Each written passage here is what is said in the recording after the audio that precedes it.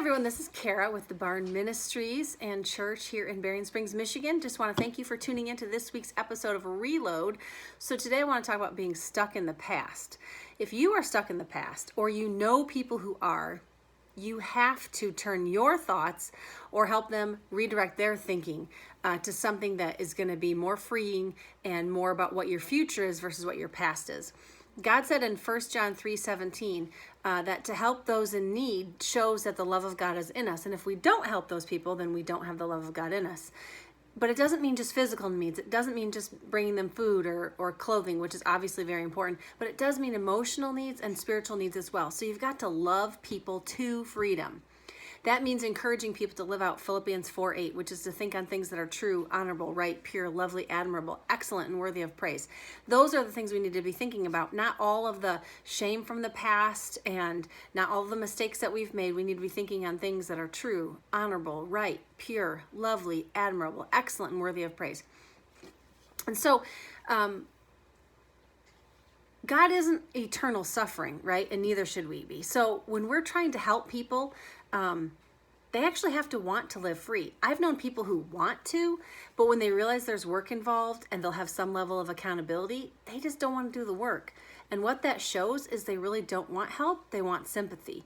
They want to continue to wallow in their stuff and continue to be the victim. And that is the real issue. It's not their past. It's not what happened to them. It's the issue that they want to stay where they are. To receive freedom, true freedom, you actually have to want it. It'll take some effort. So I'm encouraging you to search your own heart to see, is there something that you get by living in bondage? And encourage people around you that just continue to live that way. Like, is there something in their heart that they get or they think they get by living in bondage? Is there some attention you receive? Is there some way you feel in control or manipulative or something? And I don't say that to be rude, but I've known people who want to live free of their past, and they've had some terrible pasts, and they do it because they do the work necessary. They do the hard work necessary to get there.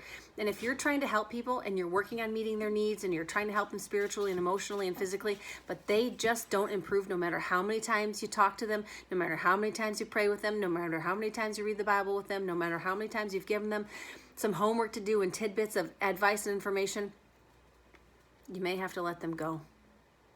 Not your spouse, just to be clear.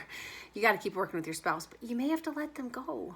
People work hardest for the things they want the most. And I've just seen too many people that want to stay stuck. They say they don't, but then you're giving them like good advice and biblical counseling, and they don't do the work necessary to get any better. So that's their choice. Remember, God said that we are more than conquerors. That means we have the ability to overcome whatever life throws at us, but we have the choice. We have the choice. People will work hardest for the things they want the most. God gave us the choice. Sometimes bad things happen to good people and innocent children, and it sucks. And sometimes good things happen to bad people. It's just the way it is. We live in a fallen world, and God did not make us robots.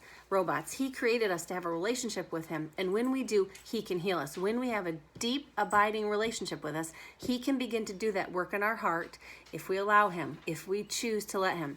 So if you live your life, or know people that do, always being angry, always blaming others, always denying personal responsibility and accountability, and making excuses for your behavior, attitudes, and situations, guess what? Things are not going to get better for you. They just won't. It's impossible. And you'll end up pushing away the people God sends to you to help you, because your attitude will suck the life out of them. Sorry to be so blunt, but it will. You and you alone have the ability to capture your thoughts. You alone have the ability to forgive those who've wronged you with the help of God and take the steps necessary to move past the hurts in your life. You have that choice. It's not your friends. It's not your parents. It's not your coworkers. It's not your boss. You have that choice. God will help you, but you have to go to him. So I say, stop listening to the enemy. Stop listening to the thoughts and the imaginations that are not true. Stop allowing yourself to have false memories built up where you're convinced that certain things happened, which did not happen. Stop imagining things, stop imagining things that haven't even happened and likely won't, like bad situations or scenarios. They're not going to happen. Most people have decent hearts and want to help people. So do what the Bible says. Do what the Bible says. Capture your thoughts. Cast out vain imaginations. Think on things of God, and you will begin to see a change, but you have to choose to do it. So I hope that you do, because I want to see you not stuck in the past and living free for the future. So hopefully this message blessed you. If it did, we would really love to hear from you. So comment below or share the message if it blessed you, if there's somebody that you think needs to hear it. Always, you can find us on Facebook, YouTube, and Instagram at The Barn Ministries, or our website at thebarn.church. And we hope you have a blessed week. We'll see you next week.